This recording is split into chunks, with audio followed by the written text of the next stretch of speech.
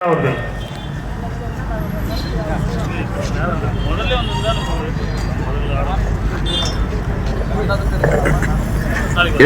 புரட்சியுமாக தேர்தல் களத்தில் சிறப்பாக பணியாற்றிக் கொண்டிருக்கும் அனைத்து உறவுகளுக்கும் வணக்கத்தை கூறிக்கொண்டு, இந்த தேர்தலில் நாம் தமிழர் கட்சிக்கு எதற்காக வாக்கு செலுத்த வேண்டும் என்று ஈரோடு மக்கள் ஒருமுறை நான் கூறும் கருத்தை கேட்குமாறு கேட்டுக்கொள்கிறேன்.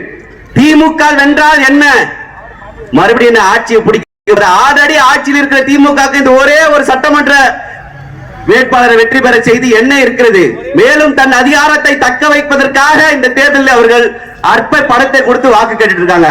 ஆனால் நாம் தமிழர் கட்சிக்கு இடைத்தேர்தல் அப்படிப்பட்ட இடைத்தேர்தலா? வெறும் வெற்றிக்கானது மட்டுமா? பல ஆண்டுகளாக தமிழ் தேசிய கொள்கையை ஏந்தி வெற்றி பெற வேண்டும் என்று உழைத்துக் கொண்டிருக்கிற நாம் தமிழர் கட்சிக்கு ஒரு பெரிய வாய்ப்பு. திமுக வெல்வதில் எந்த பயனும் இல்லை. ஆனால் நாம் தமிழர் கட்சி வெற்றி பெறுவது என்பது வரலாற்றில் நாம் தமிழர் கட்சியின் வெற்றி இந்த ஈரோடு தொகுதியில் தொடங்கியது. அதில் இந்த ஈரோட்டு மக்களின் பங்கு இருந்தது என்பது நீங்கள் பெருமை கொள்வதற்காக நாம் தமிழர் கட்சிக்கு வாக்கு செலுத்த வேண்டும். சிந்தித்து பாருங்க, திமுகவுக்கு வாக்கு செலுத்துவதில் என்ன இருக்குது? ஒரு பயனுமே இல்ல. 50 ஆண்டு கால திமுக அண்ணன் வேற வெங்காயத்தை போட்டு சட்னி அரைச்சிட்டாரு. அதனால அதை பத்தி நம்ம பேசுறதுக்கு டாபிக் உள்ளே போகல. ஆனா இந்த 50 ஆண்டு கால திமுக என்ன மாதிரியான அரசியல் செய்து கொண்டிருக்கிறது? எங்கு பார்த்தாலும் ஊழல், லஞ்சம். இந்த இடைத்தேர்தலில் நம் கட்சிக்காக இந்த தொகுதியில் வேலை செய்ய வரும் நபர்களை கூட நசுக்கிற அளவுக்கு இந்த திமுகவின் அராஜக போக்கு இருக்கிறது என்பதை புரிஞ்சு கொள்ள வேண்டும்.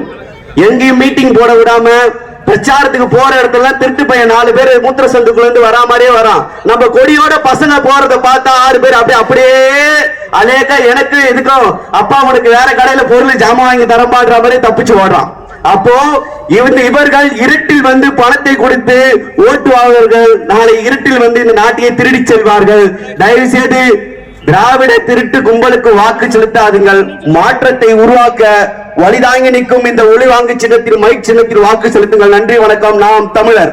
அடுத்ததாக சேலம் பாண்டியராஜன் அவர்கள்.